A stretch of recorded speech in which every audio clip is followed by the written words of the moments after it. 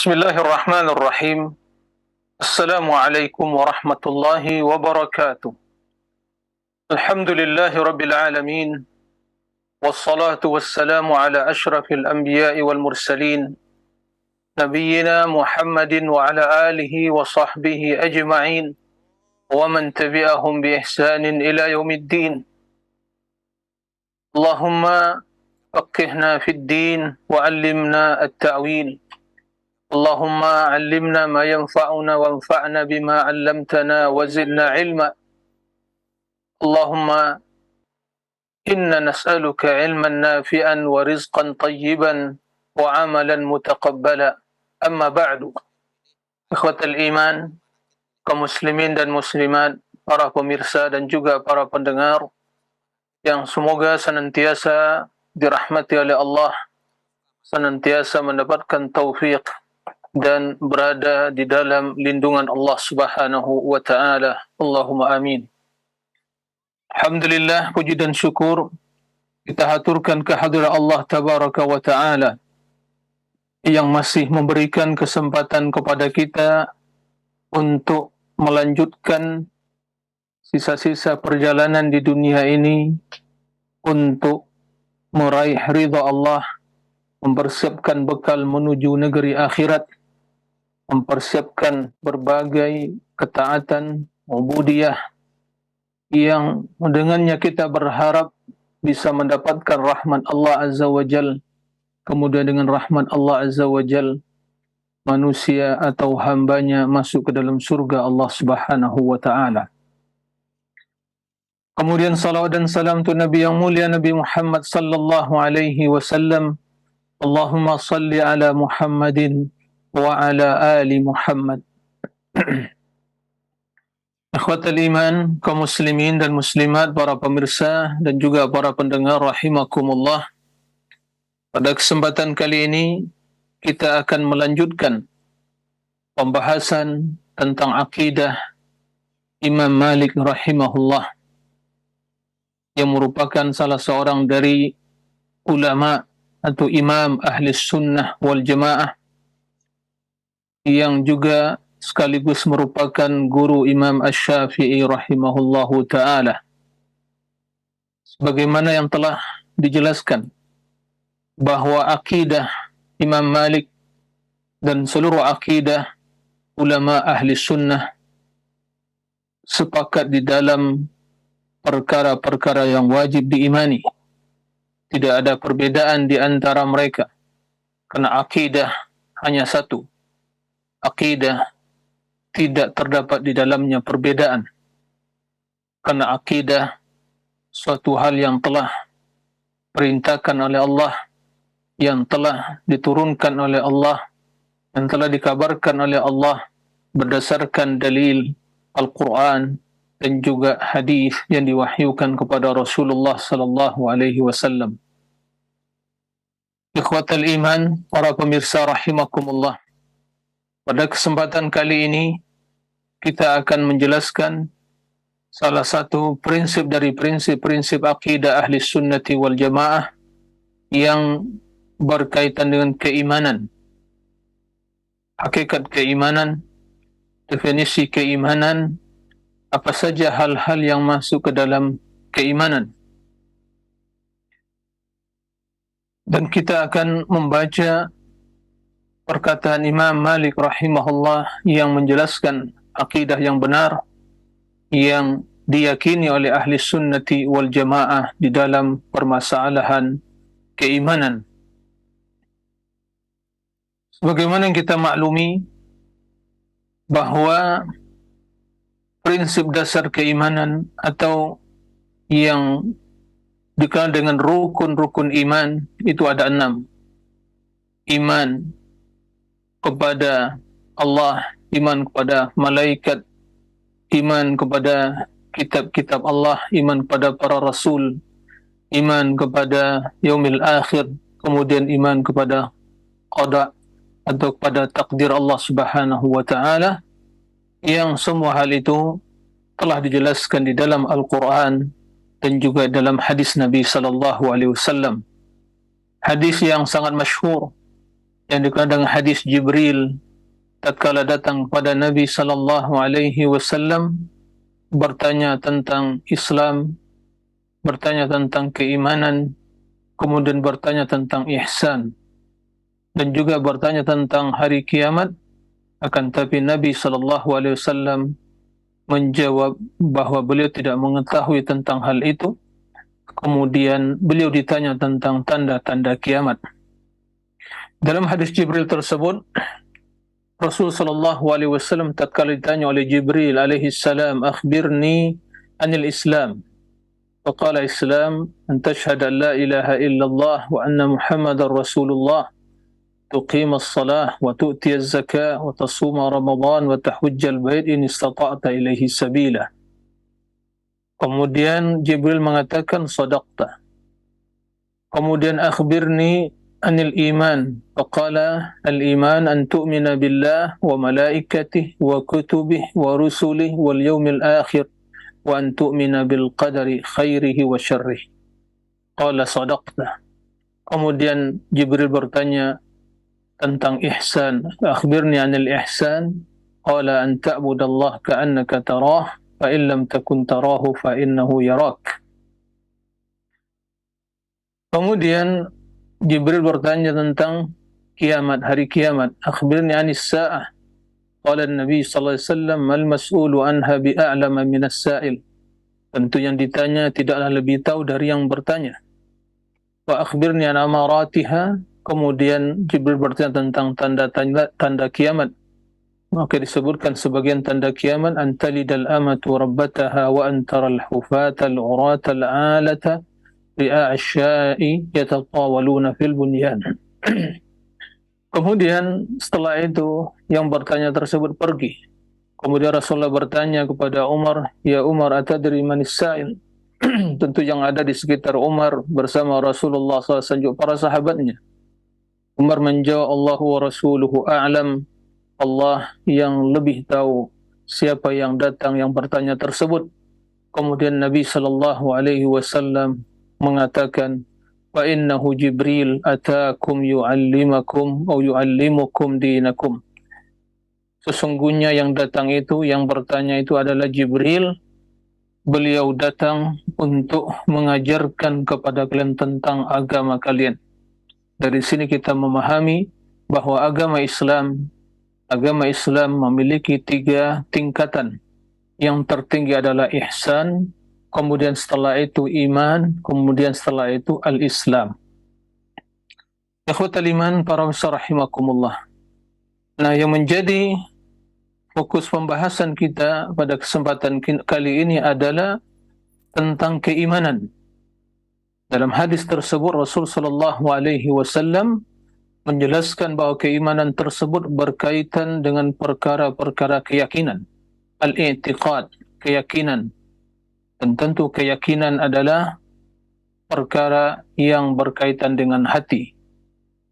A'malul qalb atau qaulul qalbi, perkataan hati itu keyakinan. Maka Nabi sallallahu alaihi wasallam menyebutkan 6 landasan atau prinsip dasar atau rukun iman.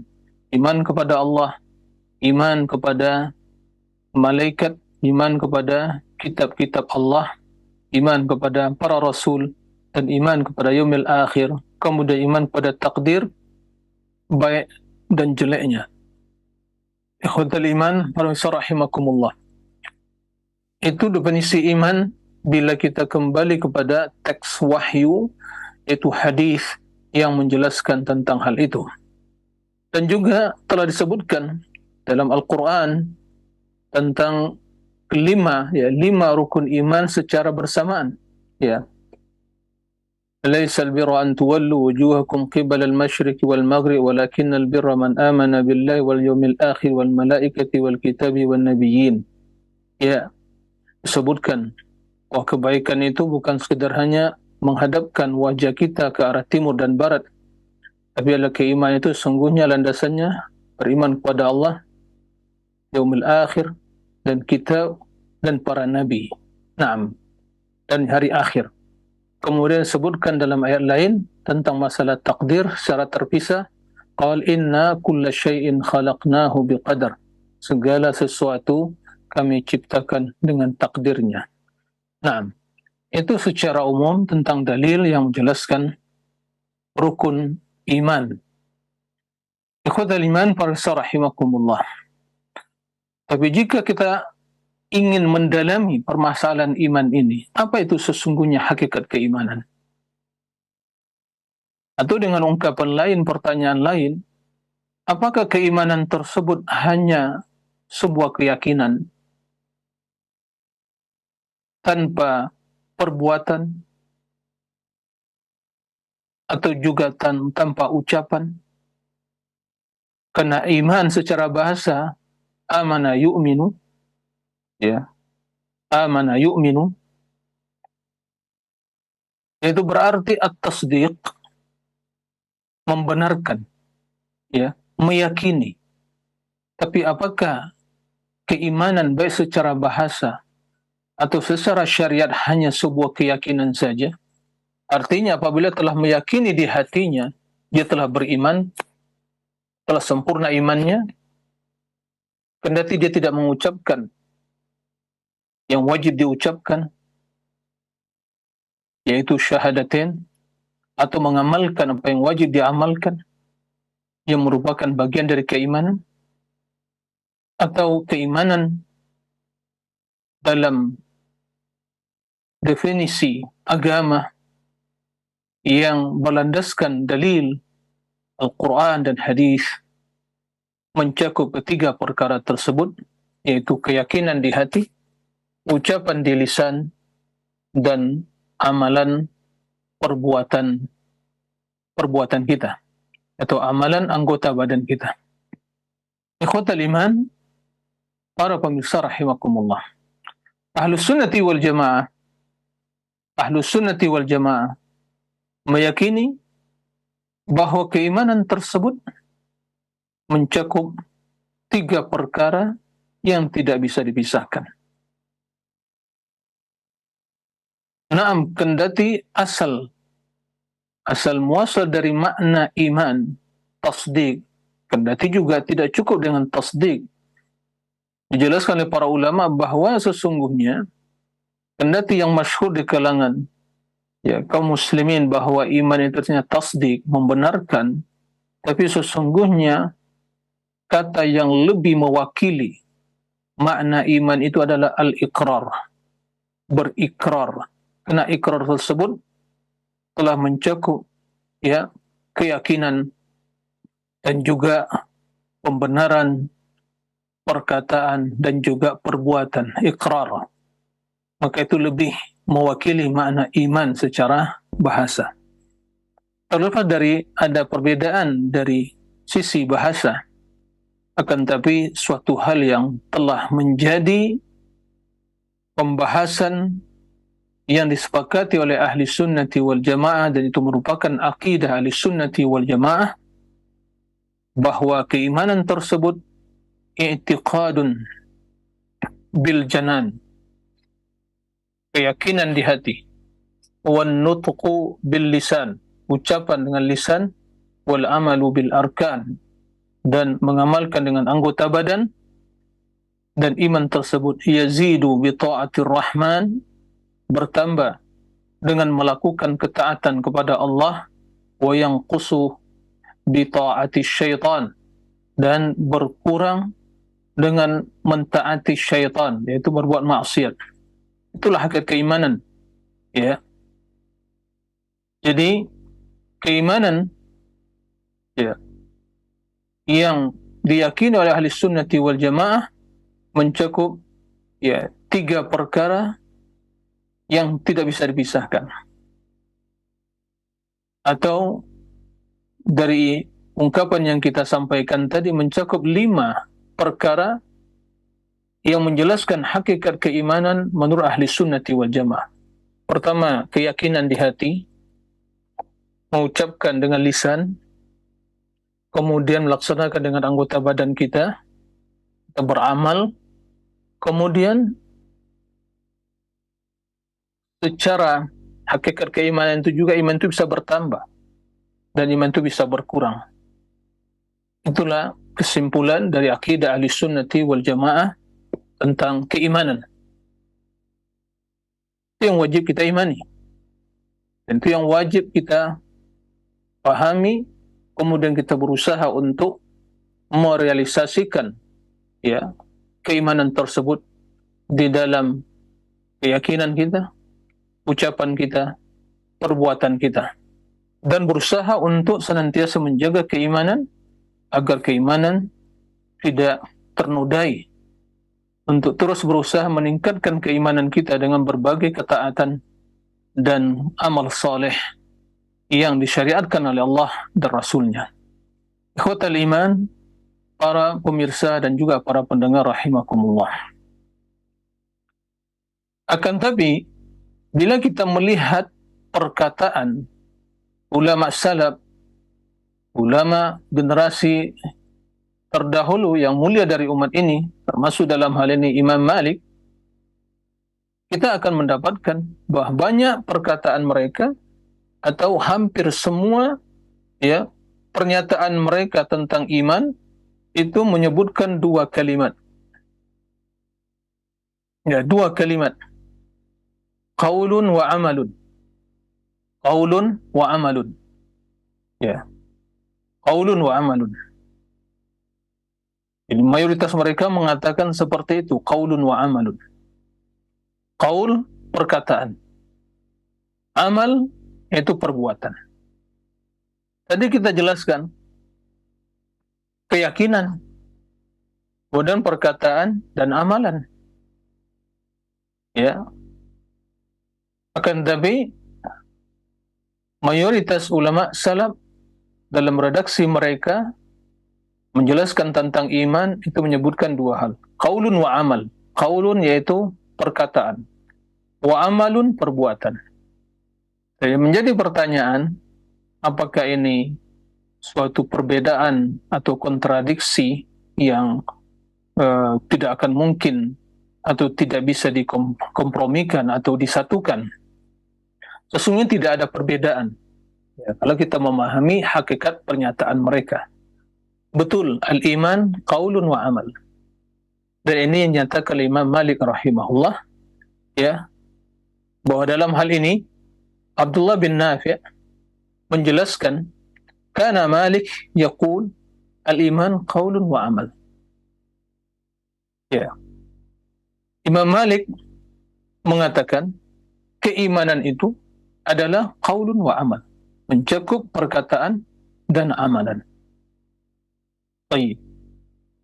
Maka dalam hal ini perlu kita memahami apa yang maksud qaulun di sini dan juga apa yang ya termasuk ke dalam amal. Ikhwatal iman para rahimakumullah.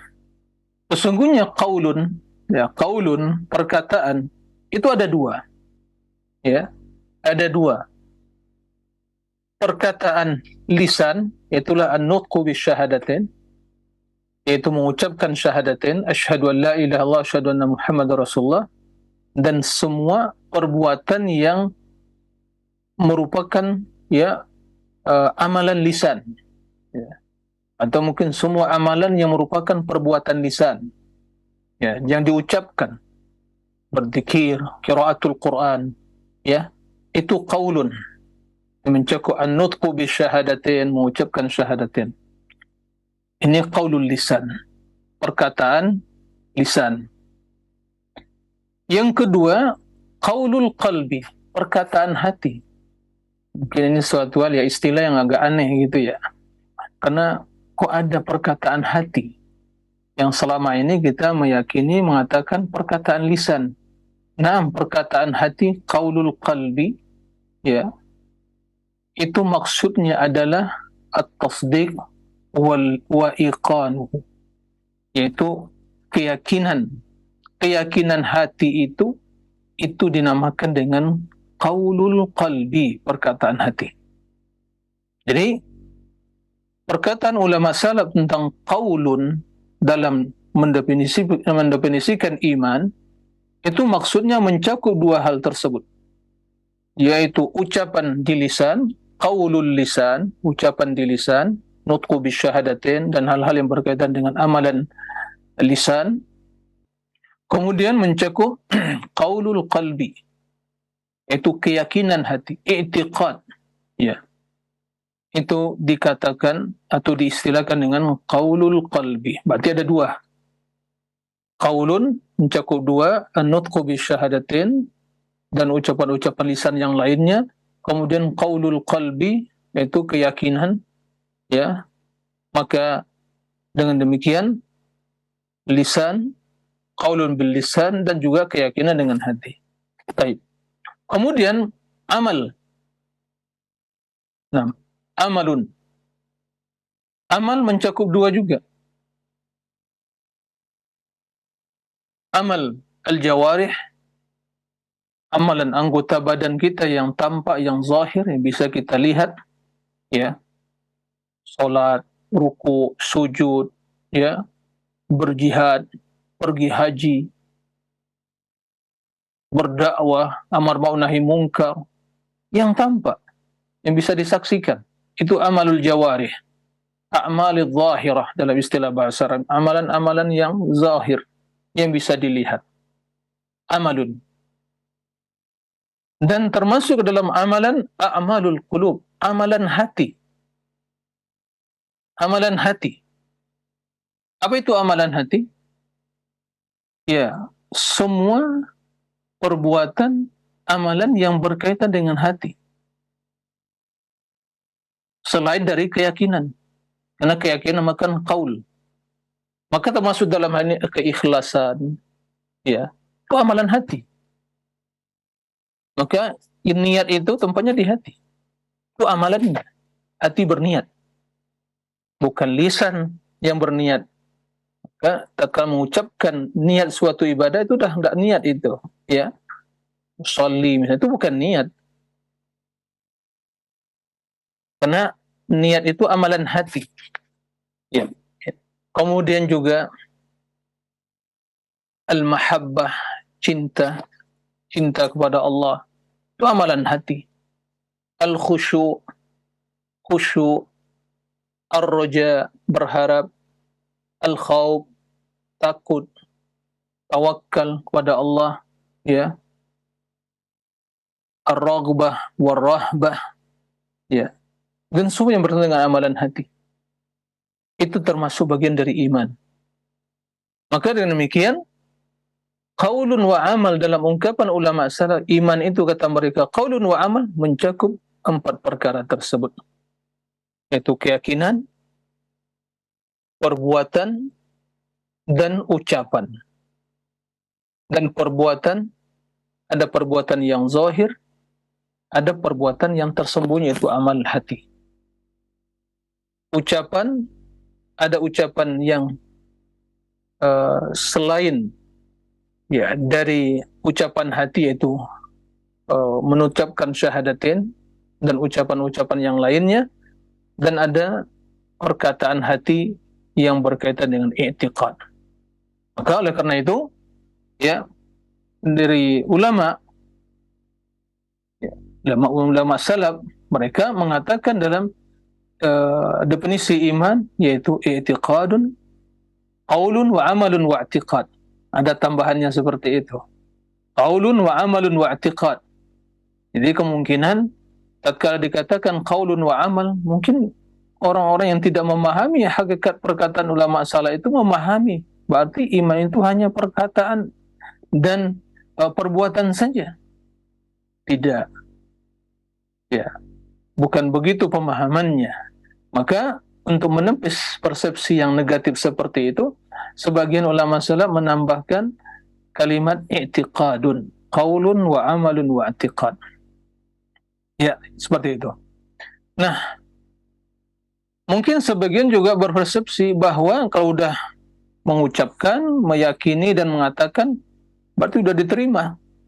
Enggak. Dia harus sesuai dengan keikhlasan dan juga mengikuti sunnah. Maka sebagian ulama salaf juga mengatakan iman itu qaulun wa amalun wa i'tiqad wa niyyah. Ikhlas. Kendati niat itu termasuk ke dalam amalan hati. Ada sebagian menambahkan wattiba as-sunnah, mengikuti sunnah. Karena keimanan, keyakinan, perbuatan, ucapan jika tidak sesuai dengan sunnah Nabi, maka amalan dan perbuatannya tidak diterima. Jadi kesimpulannya itu hanya perbedaan dari sisi redaksi, ungkapan, yang juga memiliki ya latar belakang atau tujuan kenapa ditambahkan ya i'tiqadun atau juga ya an-niyah atau juga ittiba'is sunnah, karena ya mungkin untuk menepis ya berbagai persepsi yang keliru, yang negatif tentang definisi iman tadi. Maka bila kita ucapkan, bila kita sampaikan bahwa iman itu qaulun amal, ya benar.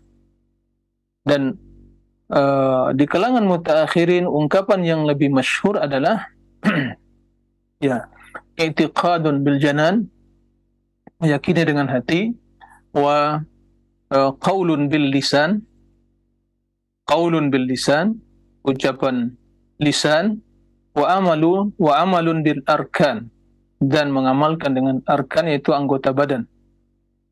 Yazidu bi ta'atir rahman, bertambah dengan mentaati Allah, dan berkurang yanqus bi ta'ati syaitan, berkurang dengan mentaati syaitan.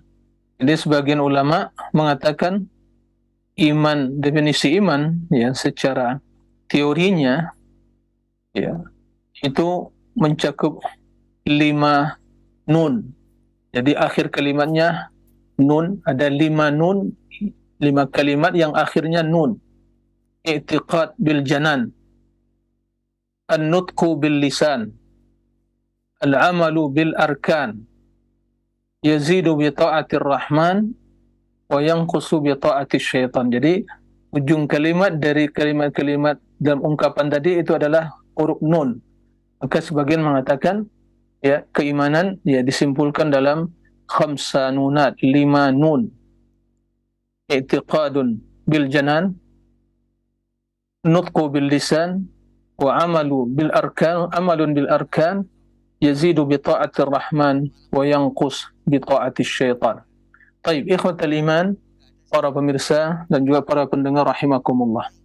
Maka perkataan Imam Malik, al-iman qaulun wa amal, yaitu mencakup keempat perkara yang telah kita jelaskan tadi. Perkataan hati, yaitu keyakinan.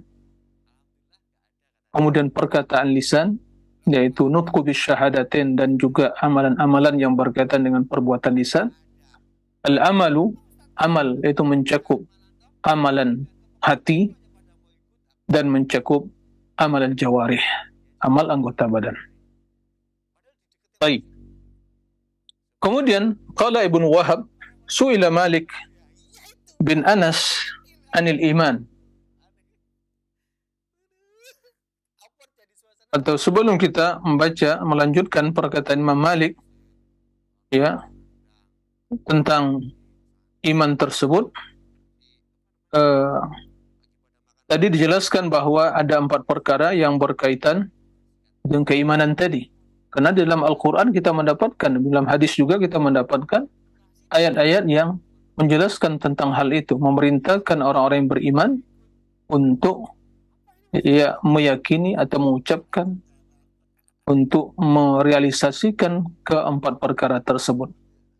Adapun seperti tasdik atau iqan atau keyakinan, ya Allah perintahkan, Allah menjelaskan bahwa orang-orang yang beriman itu, yang bertakwa itu, orang-orang yang berbuat baik itu adalah mereka walladzi jaa'a bis-sidqi wa saddaqa bihi. Ya. Dan yang datang membawa bis-sidq dengan kebenaran, wa saddaqa bihi, dan membenarkannya. Ya, ini adalah tasdik. Nah, ulaika humul muttaqun, mereka lah orang-orang yang bertakwa. Jadi sifat orang bertakwa yaitu yang membenarkan, tasdik, ya apa yang dibawa oleh Rasul sallallahu alaihi wasallam. Naam. Kemudian juga Allah menyebutkan di dalam surah Al-Hujurat, innamal mu'minuna alladhina amanu billahi wa rasulihi thumma lam yartabu wa jahadu bi amwalihim wa anfusihim fi sabilillah ulaika humus sadiqun. Ya. Sesungguhnya orang yang beriman itu adalah mereka yang beriman kepada Allah dan Rasul-Nya. Kemudian lam yartabu, mereka tidak memiliki sedikit pun keraguan, betul-betul yakin. Jadi keimanan itu tidak menerima adanya sedikit keraguan. Ya, lam yartabu wajahadu bi amwalihim wa anfusihim fi sabilillah, mereka berjihad dengan harta dan jiwa mereka di jalan Allah. Ulaika humus shadiqun, mereka lah orang-orang yang betul-betul shadiq, jujur dalam keimanannya. Nah, jadi iman itu membutuhkan at-tasdiq, keyakinan. Itu adalah qaulul qalbi, perkataan hati, itu keyakinan hati. Kemudian an-nutqu bil lisan, perkataan qaulu al-lisan, perkataan lisan. Ya, Allah Subhanahu wa taala memerintahkan orang-orang yang beriman untuk mengucapkan amantu billah. Naam, amantu. Allah menjelaskan, qulu amanna billah, katakanlah kami beriman kepada Allah. Wa ma unzila ilaina, dan apa yang diturunkan kepada kami. Wa ma unzila ila Ibrahim wa Ismail wa Ishaq wa Yaqub wal asbat. Wa ma utiya Musa wa Isa wa ma utiya an-nabiyyuna min rabbihim la nufarriqu baina ahadin minhum wa nahnu lahu muslimun. Katakanlah, ya Allah perintahkan untuk mengatakan, itu bagian dari iman. Amanna billah, kami beriman kepada Allah dan kepada apa yang diturunkan kepada kami dan yang diturunkan kepada Nabi Ibrahim, Ismail, Ishaq, wa Yaqub dan al-asbat. Wa ma utiya Musa, dan apa yang diturunkan kepada Musa, kepada Isa dan kepada para nabi, min rabbihim, dari Rabb mereka. Dan kami tidak membedakan antara seorang pun dari para rasul dan nabi tersebut, dan kami hanya berserah diri kepada Allah, dalam surah Al-Baqarah.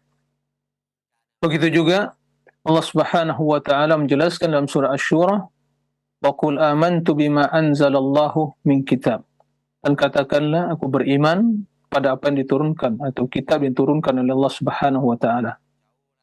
Ya, di dalam surah Al-Ahqaf Allah menjelaskan, innal ladzina qalu rabbuna Allah, sungguhnya orang yang mengatakan. Jadi ada perkataan, itulah keimanan. Rabbuna Allah, Rabb kami adalah Allah, Rabb yang kami taati, yang kami ibadati adalah Allah.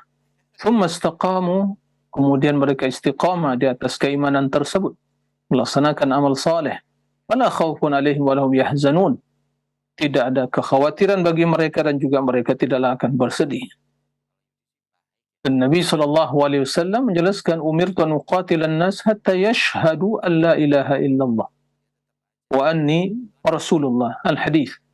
Aku diperintahkan untuk memerangi manusia sampai mereka bersaksi bisyahadataini, asyhadu an la ilaha illallah, asyhadu anna muhammad rasul. Itulah an-nutqu bisyahadatain, amalul lisan. Naam. Kemudian amalul qalbi, amalan hati, keikhlasan dan yang lain-lainnya, banyak sekali dalam Al-Quran jelaskan tentang hal itu. Nah, Allah Subhanahu wa taala menjelaskan, melarang nabinya untuk mengusir orang-orang yang beribadah, kendati mereka dari kalangan orang-orang yang miskin, orang-orang yang tidak memiliki kedudukan. Wala tatrudil ladzina yad'una rabbahum bil ghadati wal 'ashi, jangan kau mengusir Muhammad orang-orang yang beribadah kepada Rabbnya di pagi dan di petang hari. Yuriduna wajhah, yang mereka itu hanya menginginkan, mengharapkan ridha Allah, wajah Allah, hanya menginginkan Allah, pahala di sisi Allah.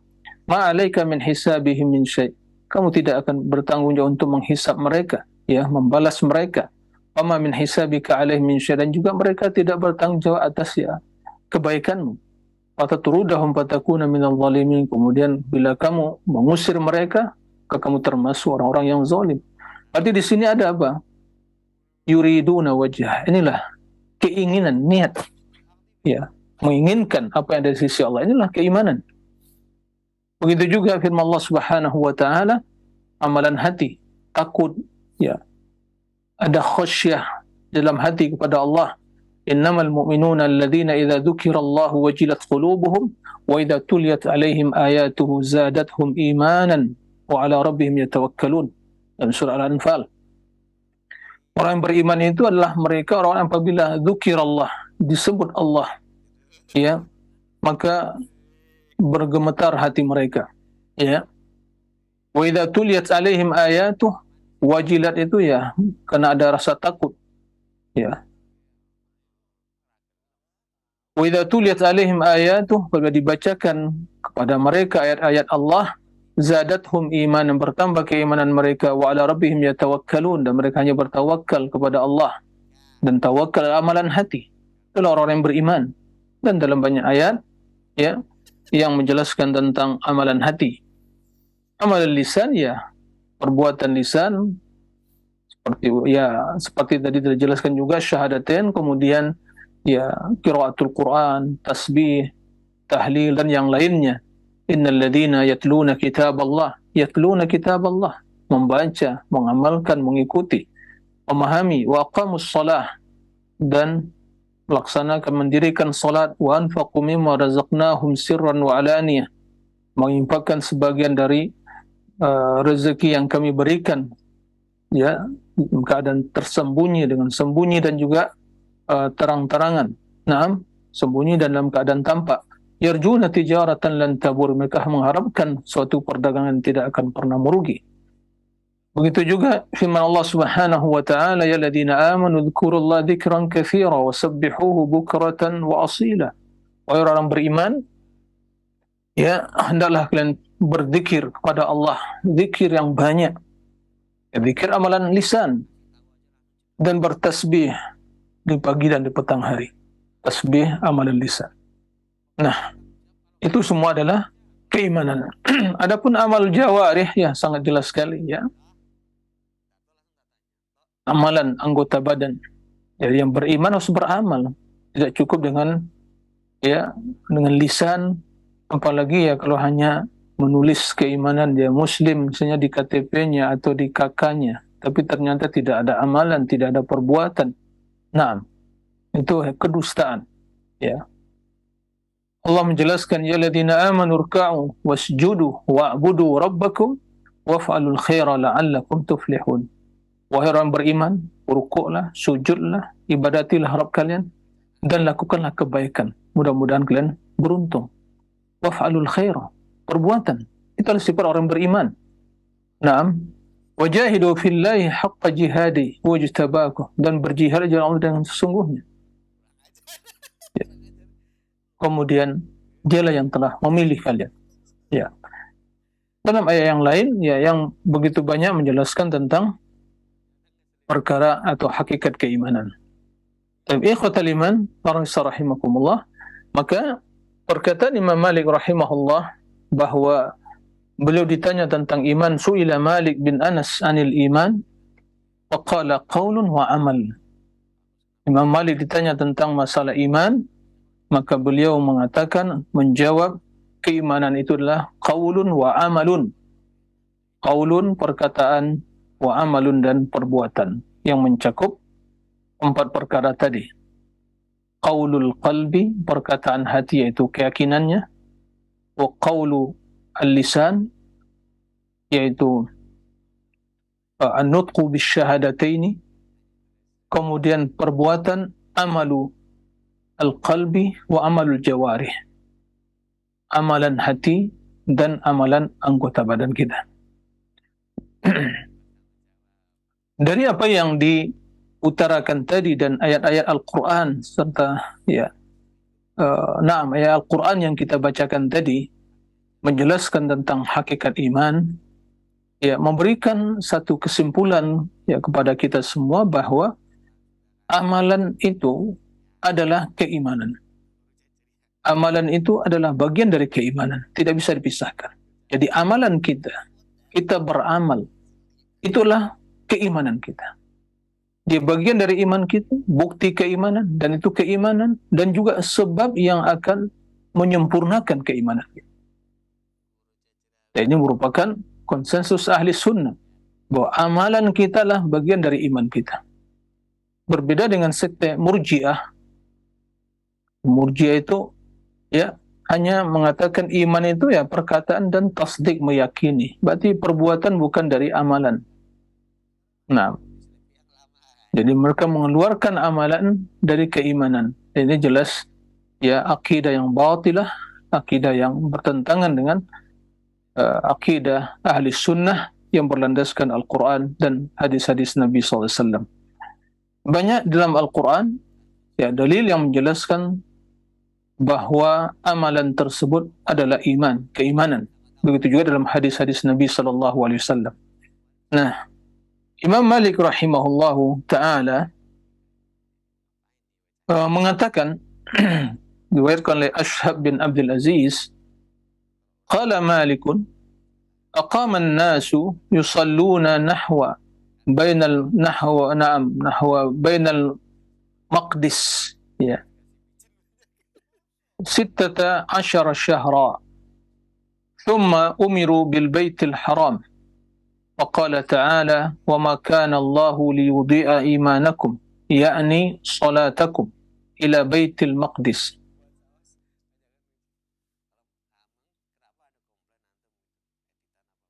Naam.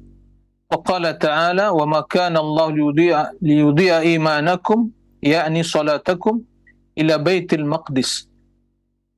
Qala Malik wa inni la adhkuru hadhihi al-ayah qaul al-murji'ah inna as-salata laysa min al-iman. Jadi Imam Malik mengatakan aqama an-nas yusalluna nahwa baitil maqdis. Nah, nahwa baitil maqdis. Jadi 16 syahran sebelum perintah ya turun perintah menghadap ya Ka'bah dalam solat ya kiblat Baitul Haram, itu kaum muslimin solat menghadap Baitul Maqdis. Kata Imam Malik selama 16 syahran, 16 bulan. 16 bulan kaum muslimin ya solat menghadap Baitul Maqdis di Palestina. Ya. Semoga Allah Subhanahu wa taala ya, mengembalikan Baitul Maqdis atau kepada kepangkuan kaum muslimin, ya, membersihkan dari najis-najis kaum Yahudi. Naam. Baik. Jadi sebelum turun ayat yang memerintahkan menghadap ya salat ke Ka'bah, menghadap salat ke Ka'bah, itu kaum muslimin salat menghadap Baitul Maqdis selama 16 bulan. Kemudian diperintahkan ya menghadap Baitul Haram, yaitu Ka'bah. Maka turunlah ayat wa ma kana Allah liyudhi'a imanakum. Allah tidak akan ya menyia-nyiakan ya imanakum, keimanan kalian. Artinya tidak akan dibalas. Nah, maksud keimanan di sini salatakum ila Baitul Maqdis, salat kaum muslimin ya ke Baitul Maqdis. Jadi ayat ini turun yang berkaitan dengan perpindahan Ka'bah. Nah, kemudian begitu datang ayat atau turun ayat yang memerintahkan kaum muslimin untuk menghadap Ka'bah di dalam solat, maka terdapat dalam hati mereka sedikit keraguan tentang saudara-saudara mereka, sahabat-sahabat mereka yang dahulunya solat ke Baitul Maqdis dan mereka telah meninggal. Apakah amalan mereka, solat mereka tersebut diterima oleh Allah atau sia-sia belaka? Nah, maka turunlah ayat ya setelah perintah untuk menghadap ke Ka'bah, Allah turunkan ayat wa ma kana Allah liyudhi'a imanakum. Allah tidak akan menyia-nyiakan keimanan kalian. Maksud iman dalam ayat ini, kesepakatan ulama tafsir, maksud iman dalam ayat ini dalam surah Al-Baqarah wa ma kana Allah liyudhi'a imanakum. Allah tidak akan menyia-nyiakan ya keimanan kalian. Maksudnya adalah salat. Salat kalian tatkala menghadap Baitul Maqdis. Jadi Allah Subhanahu wa taala menamakan salat sebagai iman dan salat adalah amalan. Maka dari sini kita memahami bahwa amalan tersebut adalah keimanan. Ini merupakan salah satu dalil ahli sunnati wal jamaah yang menjelaskan bahwa keimanan mencakup amalan dan amalan merupakan keimanan ya yang wajib dikerjakan. Imam Malik mengatakan, wa inni la adhkurul ayah qaulal murji'ah.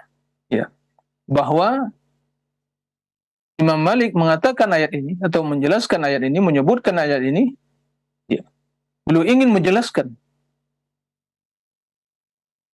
ya, kerancuan dan kebatilan perkataan al-murji'ah, sekte murji'ah. Al-murji'ah, asal muasal istilah murji'ah itu, dan dia kata arja'a yurji'u, yaitu mengakhirkan. Jadi karena mereka menunda dalam artian yang mengeluarkan amalan dari keimanan, maka dinamakan murji'ah.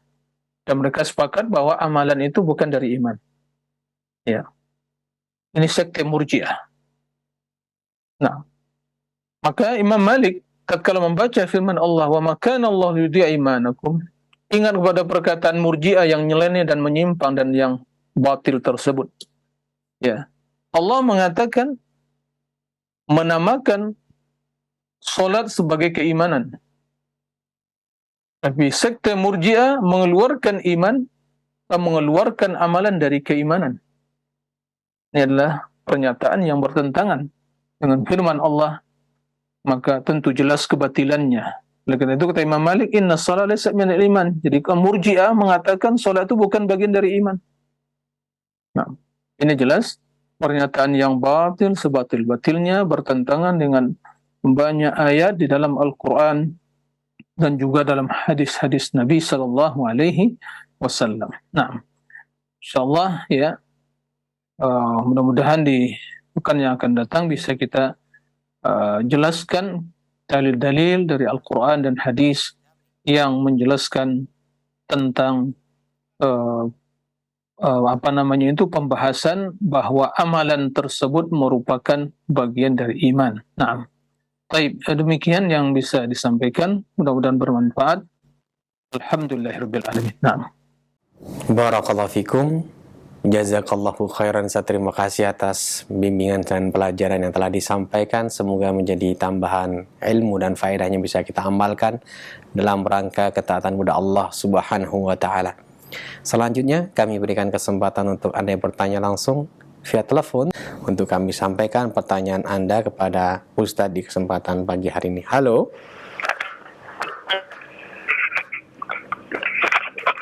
Halo. Assalamualaikum. Waalaikumsalam warahmatullahi wabarakatuh. Ibu dengan siapa, di mana ini?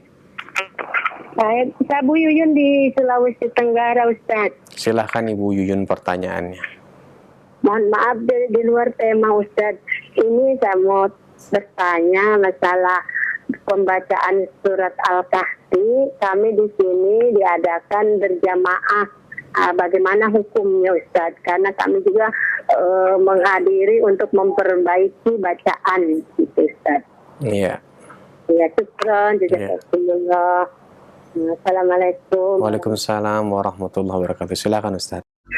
Terima kasih kepada Ibu Yuyun di Sulawesi Tenggara, barakallahu fiik, atas pertanyaannya. Jadi, hukum membaca surat Al-Kahfi secara berjamaah. Ya, tidak diragukan bahwa membaca surah Al-Kahfi memiliki keutamaan, ya, baik di hari Jumat atau di hari-hari yang lain, ya. Nah, terdapat riwayat, kendati juga tidak terlepas dari perbedaan ulama dalam menjelaskan kedudukan riwayatnya. Tapi jika dibaca di hari Jumat, nah, maka tidak ada masalah, ya, memiliki keutamaan ataupun di hari-hari yang lain. Nah, adapun menjadi merutinkan, dan itu secara prinsipnya dibaca secara individu, ya, masing-masing membaca. Karena secara umum amalan itu, amalan secara umum itulah amalan pribadi, kecuali ada dalil ya yang menjelaskan atau disyariatkan dilakukan secara berjamaah. Jadi keutamaan membaca surat Al-Kahfi di hari Jumat, di hari yang lain, itu perintah kepada setiap individu, bukan untuk dibaca secara berjamaah. Ini secara prinsip dasar dalam beribadah. Jadi amalan-amalan tidak terdapat perintah dilakukan secara berjamaah, maka melakukannya secara rutin berjamaah itu telah menyelisihi sunnah. Maka baca secara individu, secara pribadi, masing-masing membaca.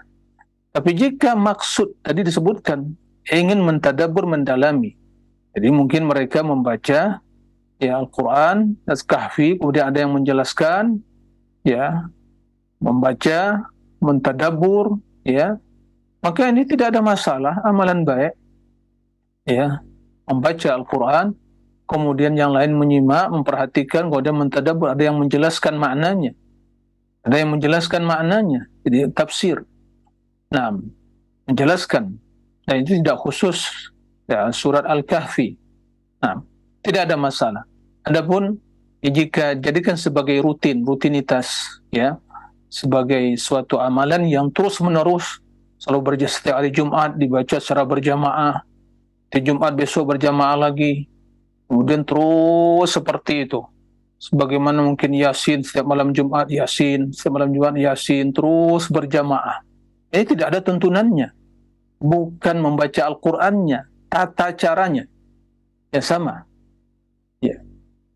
Tidak boleh mengkhususkan surat-surat tertentu dengan tata cara yang tertentu dalam membacanya.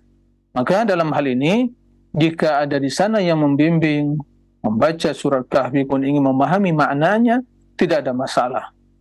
Asalkan tidak menjadi rutinitas. Tapi kalau seandainya setiap hari Jumat, duduk berjamaah kemudian terus membahas surat Kahfi saja, nanti selesai, kembali lagi. Seolah itu memiliki keutamaan yang khusus. Ini jelas tidak tepat. Ya, sebaiknya Al-Quran memang dibaca secara menyeluruh dari Al-Fatihah sampai An-Nas, dibaca, dipahami, ditadabbur. Ada yang menjelaskan maknanya. Nah, jadi jika yang dimaksud ada yang menjelaskan makna di surah Al-Kahfi tersebut sehingga jemaah memahami isi kandungan Al-Quran, maka insya Allah tidak ada masalah. Masuk ke dalam majelis ilmu, ya. Tapi jika bacaan secara berjamaah kena di hari Jumat mengkhususkannya, nah ini tentu tidak sesuai dengan tata cara sunnah Nabi dalam membaca Al-Quran atau juga para salafus soleh. Jadi perlu diperhatikan tentang apa yang telah disampaikan tadi. Nah, demikian Allahu a'lam. Baik, Ustaz, terima kasih atas jawabannya. Semoga bermanfaat untuk yang bertanya khususnya dan kita semuanya yang mendengarkan. Selanjutnya masih kami berikan kesempatan via telepon. Halo. Assalamualaikum warahmatullahi wabarakatuh. Waalaikumsalam warahmatullahi wabarakatuh. Ibu dengan siapa, di mana? Dari Umum Mizan di Rengat. Silakan Umum Mizan, pertanyaannya. Assalamualaikum warahmatullahi wabarakatuh. Saya mau nanya di masalah salawat. Atau salawat kita kan dianjurkan untuk memperbanyak salawat. Nah, tetapi yang bikin saya agak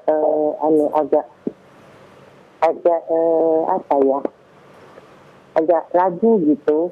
Jadi kalau misalnya kita kan umpamanya makan obat kan ada ininya, ada bacaannya kan, bacaan tertentu gitu kan. Iya. Jadi atau kita mau keluar rumah gitu kan, ada bacaan tertentu, bacaan yang dari Rasul gitu. Tetapi kadang-kadang banyak orang yang bilang kalau makan obat itu jangan baca salawat, dia bilang gitu. Mau keluar rumah baca salawat gitu. Gimana tuh Ustaz? Jadi salawat itu diselingi Iya, bisa menyelingi.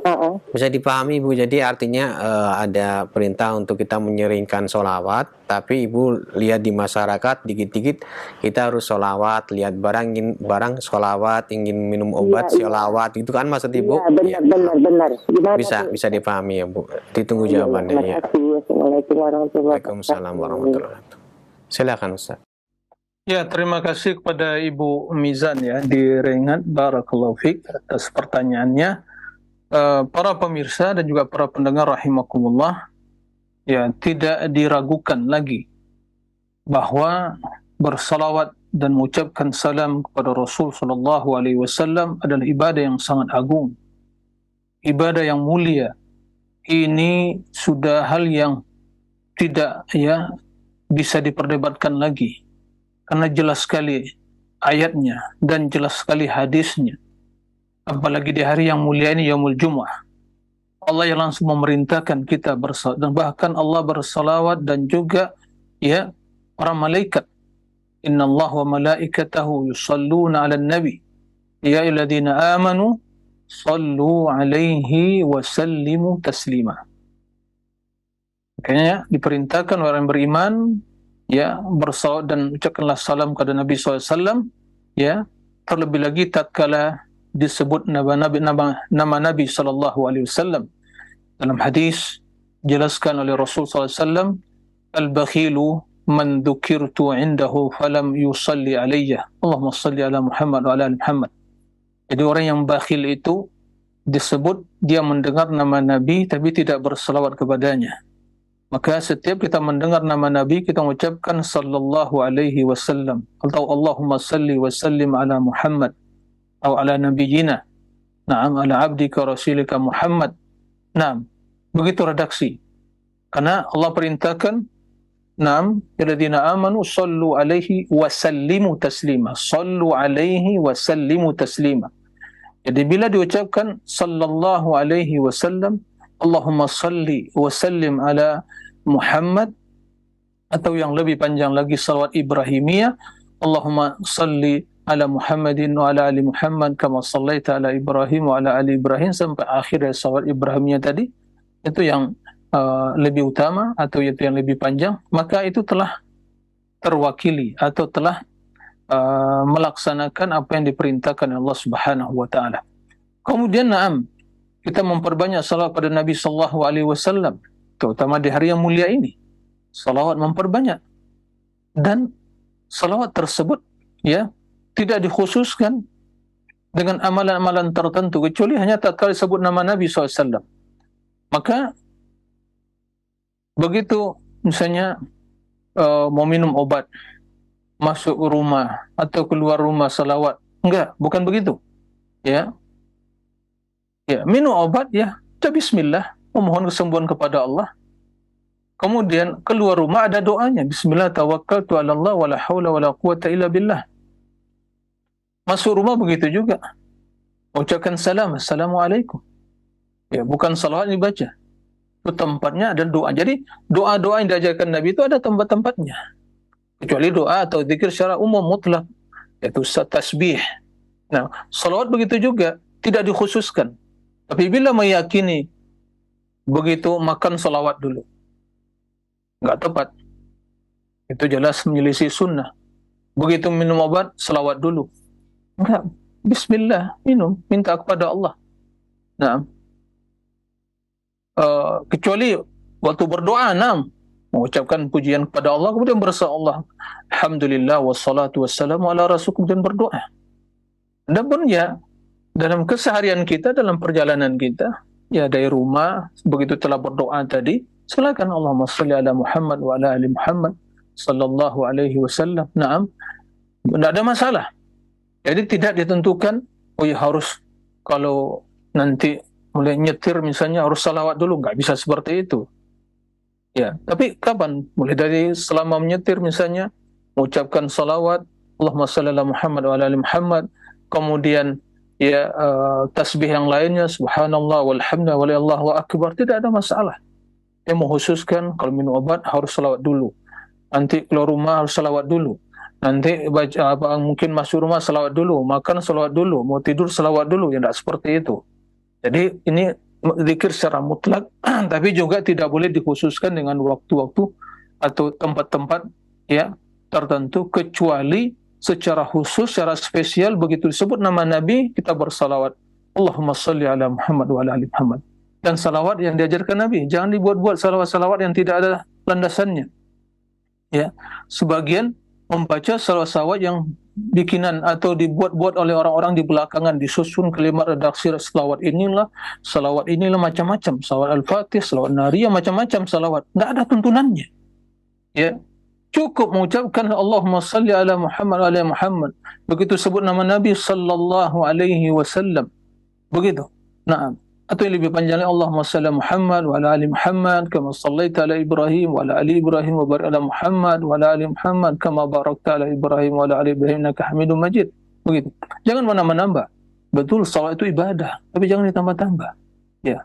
Yang anehnya, salawat diajarkan Rasul tidak dibaca, tapi salawat-salawat yang dibuat oleh manusia, ya, di susunan atau rangkaian kata-kata yang dibuat oleh manusia itu lebih diutamakan, mengampunkan inilah, membuka inilah, ini ini akan bisa memberikan kesembuhan, macam-macam. Ini semua adalah perbuatan atau keyakinan yang menyelisih sunnah, dan itu semua adalah hal yang batil. Nah, jadi jangan dikhususkan dengan salawat-salawat yang dibuat oleh manusia di zaman-zaman mutaakhirin ini yang tidak ada tuntunan dari Nabi SAW. Karena salawat itu ibadah, dan ibadah sudah landasannya. Ibadah itu sudah landasannya, ada dalilnya. Nggak bisa rekayasa, nggak bisa hanya ya ijtihad seseorang, nggak bisa. Itu semua adalah hal yang tertolak. Maka bersalawatlah sebagaimana diajarkan Nabi SAW.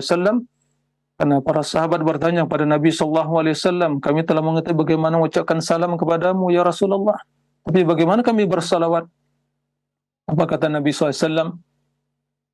Qulu Allahumma salli ala Muhammadin wa ala ali Muhammad kama sallaita ala Ibrahim wa ala ali Ibrahim wa barik ala Muhammadin wa ala ali Muhammad kama barakta ala Ibrahim wa ala ali Ibrahim innaka Hamidum Majid.